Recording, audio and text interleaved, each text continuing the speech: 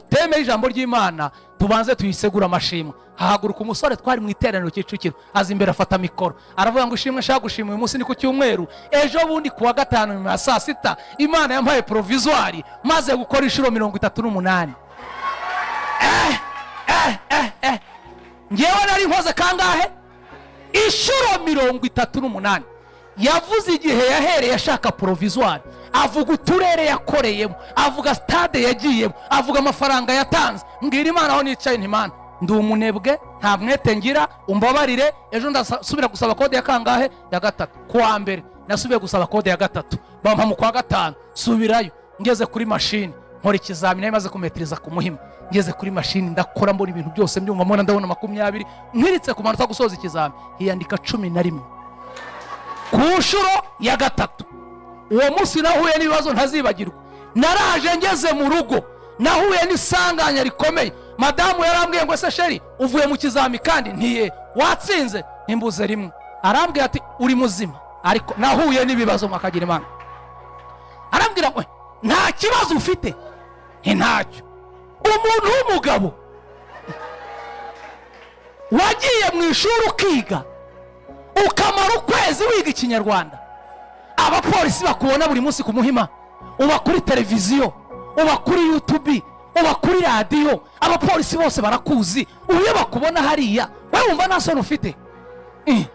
Numva ibintu birakomeye. Kurya ko abagabo ko kwihagararaho romba nihagaze mba namukanze. Ntabwo ari nta soni ugira. Wewe ntiwatwara imodoka wazagiye nawe ukajya gushaka provisoire. Ahita ambwira ngo wansabiye kode. Umva gashya. Ndagiye nasaba kode ebyiri nsabi yanjye niye ku munsi umwe. Ndaza muha kode bamuhaye. Ahita ambwira ngo nsabira mwarimu ibibazo mujya mwiga. Bamwohereza soft kuri telefone. Akarara soma umunsi w'ikizami. Kwembi turashorerana. Nimwumve bitangaza. Twagiye ku Muhima kuri polisi. Bamwicaza mu ruhande rwe bangishaza mu rwanjye. Ngeze imbere ya machine ndasenga. Dore amasengesho nasenze. Nabwiye Imana nti Imana iyi ni inshuro yanjye ya 4. Inshuro nageze hano urazizi. Nazanye n'umugore. Niba unkunda undinde uyu mugore. Umundinde. Nuvaga natsinda ngatsindwa ntaraza kumukira.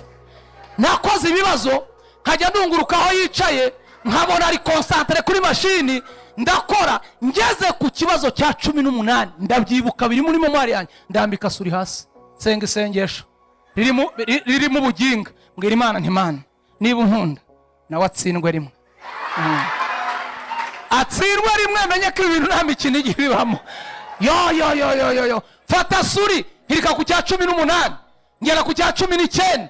Ndavuga nti Imana unkura ahantu hankuye. Nkiritse ku manota gusoza hiyandika amanota 11. Numva icyuya mu mugongo, numva icyuya mu birenge. Ndavuga nti ndanyura mwakagira Imana mwe. Ndambura ikiganza ngo umupolisi ambohore soke. Araza arambwira ngo soka ubuzi inota rimwe. Ngeze hanze muri parking yo ku Muhima nkagara handi mu mapave kajya nzenguruka mbwira Imana, Imana asoke nawe yababaye tuze gutaha twese dufite ibibazo. Numva ari ibintu bikomeye. Mu minota nk'itanu mpagaze ndi kuzenguruka mbona kubise cyacu cyo kuri polisi asanga muri parking yaza yiruka arampobera arambwira ati sheri mbonye 18 ubonye angahe? 18. Ibicyanyo ntabwo byari Twaratashe. Urumva ukuntu ratashye. Tugeze mu rugo arambwira ati urumva umeze ute? Ntimeze neza. Ati rero surandihira njye kwiga imodoka. Niwe ko watsinze uzabura kujya kwiga imodoka. Ndamurihira aragenda ajya kwiga imodoka. Amaze icyumweru ari kwiga. Ijwi riransura. Irambwira ati ariko umugore wawe ni umushoferi azajya gutwara ubwo nta soni ufite? Usubira gusaba kode bwa kangahe? Bwa gatanu. Ngenda ntamubwiye umunsi w'ikizami ndagenda. Hari ikintu cyantangaje nabonye experience muri provisoire. Umunsi wa mbere njya gukora provisoire nabisize kuri stati. Ngira abantu ni munsengere ngiye gukora provisoire. Ariko ku nshuro ya gatanu n'umugore tubana ntiyamenye iyo nagiye. Uryo ukivuga sha utari wabona. Biri gutangaza utari wabona. Naragiye ku nshuro yanjye ya gatanu njya mu kizami saa 2 n'igice nari ntangiye gukora inshuro yanjye ya gatanu. Akaye musho nta muntu mbere wagira posting wabwiye akantu kose kambagaho narapostingaga ariko bimaze kurara ntawe nabwiye nagiye nacecetse. Mve nawe hari ibicaniro twisenyera hari n'ibyo dusenya ari twebwe. Ku nshuro ya gatanu ndagenda njya kuri mashini mu gitondo 2:30 ku Muhima, nkora ikizami. Nkubise gusoza ikizami ku nshuro ya gatanu, hiyandika amanota 18. Turi kwimbaraga yitwa umwete, yitwa umuhati, yitwa kudacika intege. Ibintu Imana yavuganye natwe izabisohoza kubera ko itabeshye. Nimuvuge ngo amen cyane. Haleluya. Nimwumvere igitangaza. Naragiye ngeze mu rugo, madamu ari kwiga, nanjye niyumvamo kujya kwiga imodoka. Ndagenda njya kwiga imodoka. Nimuvuge ngo amen. Haleluya. Ndagenda njya kwiga imodoka. Ariko Imana ni nziza. Haleluya. Munyikirize. Haleluya. Hari ibintu Imana igomba kuduha tukiri ino kuko turabikeneye. Najyanye na madamu muri anniversaire mu mudugudu kwa Rujugiro rwuririya. Ari nijoro dutashye tubura imodoka, mbategera moto we n'umwana. Bajya kuri moto bombi. Moto itobokera ipine hano kwa mutwe mu mabuye bari kumanuka. Bari bapfuye. Gutegera abo bantu moto, nanjye na moto, murabona ko bidakwiye. Naragiye njya gukora ikizami ku itariki 30 z'ukwa 9. Musho mvuye kureba perimi ndayifite ngiye. Iyi perimi iyi mvuye kuyifata mu kanya kashize, mvuye kuyizana kuri polisi Rweza amenyo ngiyi. Narayikoreye ku itariki 30, hasigaye icyumweru kimwe. Umushumba niba byibukana musanze muri biro ari kumwe n'umutware we, ndavuga ni munsengere nibyo nashakaga. Dore ngiyi muzana amavuta ngiyi rwose.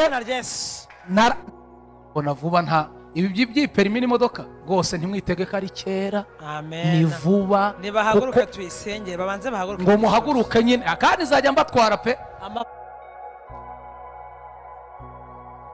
Iya gatatu twaravuze ngo ni ukwemerwa n'Imana ndetse n'abantu. 4 twaravuze ngo ni imyanzuro, ibyemezo ufatira ubuzima bwawe. 5 twaravuze ngo ni ukumenya igihe cyawe. Unyemerere nyaruka niruke nihute dusenge. Nshaka kuvuga imbaraga 5 zagufasha kurinda. Ugira gute? Kurinda igicaniro cyawe. Twavuze ngo kugisana ni kimwe, gusenya ibyubatswe ni kimwe, ariko kurinda igicaniro wubatse, kurinda igicaniro wasanye, hari imbaraga ugomba gukoresha kugira ngo kitangirika. Murifuza kuzumva? Imbaraga ya mbere irinda igicaniro cyawe wasanye, irinda igicaniro cyawe wubatse, ni imbaraga yitwa Umwuka Wera. Iki? Umwuka Wera niyo mbaraga izagufasha kurinda igicaniro cyawe. Yaba mwe muri hano, yaba bankurikiye bari kure, igihe cyose utari wahabwa imbaraga yitwa Umwuka Wera, igicaniro cyawe kugira ngo kizakomere bizagorana. Ibyakozwe n'intumwa 8 haravuga ngo icyakora muzahabwa Umwuka Wera, imbaraga irinda igicaniro wasanye, ni imbaraga yitwa Umwuka Wera. Umwuka Wera ni uzakubesha i Kigali ntusambane hatuye abasambanyi. Umwuka Wera ni uzakubesha i Kigali ntiwibe kandi ibyo kwibuhura nabyo. Umwuka Wera ni uzakubesha i Kigali nturaguze kandi abandi baraguza. Urasabwa gutunga imbaraga yitwa iki? Umwuka Wera. Uyu Mwuka Wera agira imbuto. Iyo umuntu yamaze kumwakira ahabwa imbuto za Mwuka Wera. Ni 9, sinza kuzivuga. Harimo urukundo, harimo kwihangana, harimo ibyishimo, harimo kugira neza. Umuntu wakiriye Umwuka Wera, nimuvuge ngo amen, yera imbuto z'Umwuka Wera. Wa musomyi wacu ari hafi kanzinyuramo nirukanka. Umuntu wakiriye imbaraga yitwa Umwuka Wera, yera imbuto z'Umwuka Wera. Nidurasomera Abagalatiya 5:22 kugera 23. Abagalatiya, urwandiko rw'Abagalatiya ibice 5 umurongo wa 22 n'uwa 23. Imbaraga ya mbere ni Umwuka Wera. Umwuka Wera yera imbuto ni nyinshi, ariko uyu mwanditsi yavuze 9. Ninde wasomye? Ariko rero imbuto z'Umwuka iya mbere ni urukundo, kabiri, gatatu, amahoro, kane, ni ukwihangana, gatanu, no kugira neza, gatandatu, n'ingeso nziza, karindwi, no gukiranuka, umunani, no kugwa neza, icyenda, no kwirinda. rekeraho. Umwuka wera yera iki? Uburo dufite abantu bari hano batagira iyo mbuto ya mbere yitwa urukundo. Arya umufuka w'umuceri wenyine, ku cyumweru akaza hano ati beneda, ati Imana yarangaburiye, ati dutera haleluya. Ujye uzitera wenyine, wagisambo we, urya wenyine. Umuntu ufite umwuka wera, iyo mikrofone yigumane, umuntu ufite umwuka wera yera imbuto z'iki? Z'umwuka wera. Imbuto z'umwuka wera ni 9. Iya mbere ni iyihe?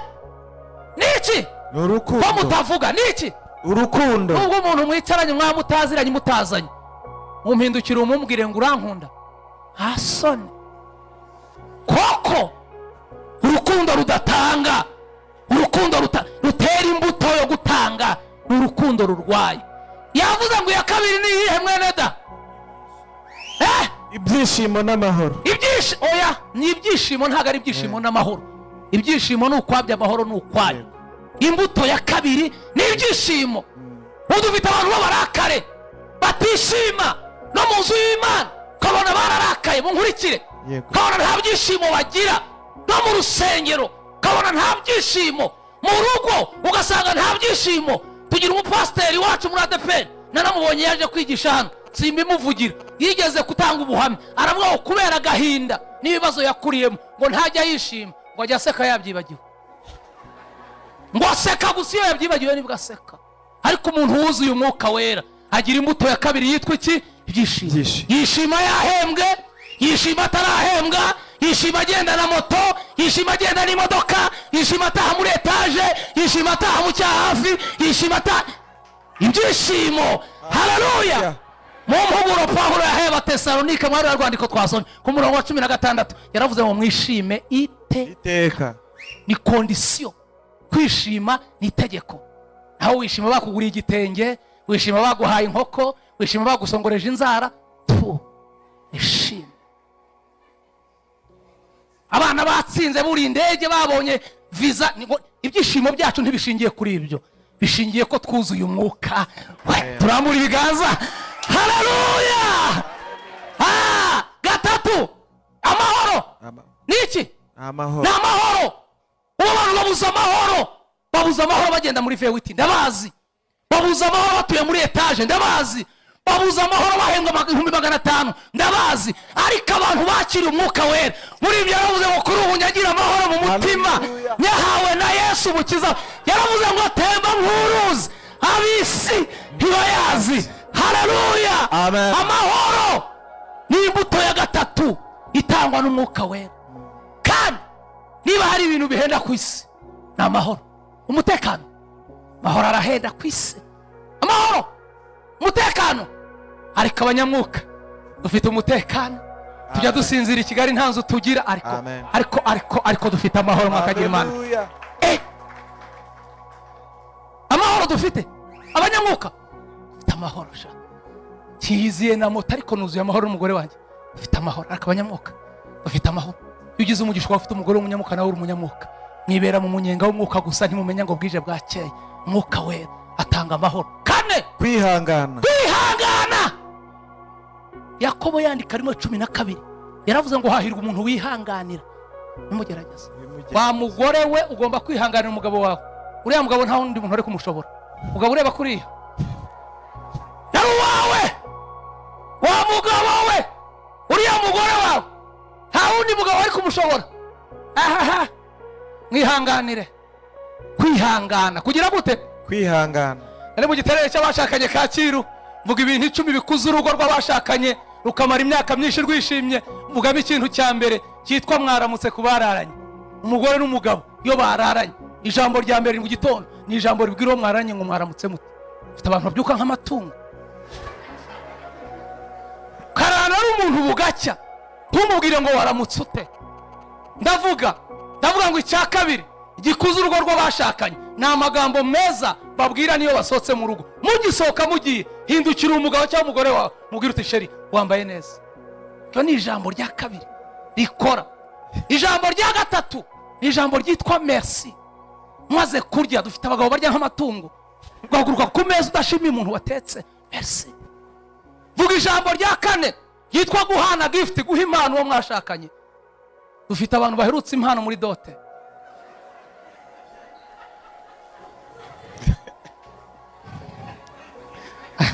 Akibitangaza biragwira mwakagira imana. Imbere yanjye hari yicaye umugore n'umugabo. Umugore biramwanga, menya byaramukoze ku mutima, ashaka nko guturika. Ahita ahindukira umugabo, bari bicazanye abagore n'umugabo, zari couple zicaranye. Umugore ahindukira umugabo bitamubwira ati sheri niwe babwiye. Cyane kabisa kwihangana biramwanga. Aravuga ati icyo kintu niwe babwiye. Vuga icya karindwi. Umugore amubwira ati nicyo ni wowe. Vuga icya munani. Umugore ahaguruka mu iterana avuga ati bivuge. Bivuge. Narangije kuvuga, bahita baka mwarimu w'itoro nimero yanjye. Ngeze mu rugo mbona 0 w'isa 30 irampamagaye. Umugabo aravuga ati dutwiye Kicukiro nyuma y'akarere mu Kagarama, watwigishiye mu giterane cy'abashakanye bya bintu 10 wavuze uzaze kubitubwira mu rugo iwacu. Niko ntajya nigisha mu ngo, atutaje ubivuge waba wahemutse cyane. Uzaboneka ryarahubwo, numva afiteho imbaraga. Nzaza kuwa mbere utaha, ku cyumweru gikurikiye saa 10 za nimugoroba muri nimero irampamagaye ya wa muntu. Ati ejo umushoferi azaze kugufata ryari. Numva rwa rugo ntidunoroshye. Ejo saa 7 zabangezeho wambutse Maison de Jeunes uza mu cyahafi niho ntwe ku muhanda w'amabuye. Saa 7 ziburi 5 nagiye kubona muri nimero irampamagaye, ndayitaba. Ati ni umuntu wohereje kuza kukureba, ngeze ku kiraro ntomoka gatoya ukizamuka gatoya urasanga hamagaze ku muhanda urahita umbona. Nasohotse mu rugo ngiye kubona muri imbere yanjye haturutse imodoka intera amatara, nzamura ikiganza irahagarara. Itamvuga nti ni ibiki navuze bitumye iyi modoka riza kundeba, ubu nzagaruka koko. Naragiye ngezeyo bakingura urupangu ngira ngo ni telecommande bakoresheje ko nagiye kubona mbona urugi rurijyanye. Ninjiye muri yanzu muri salo, ngezemo sangamo intebe zikoze mu buryo bwa fime, ngiye kwicara manza gukora ngo numve ko gikomeye.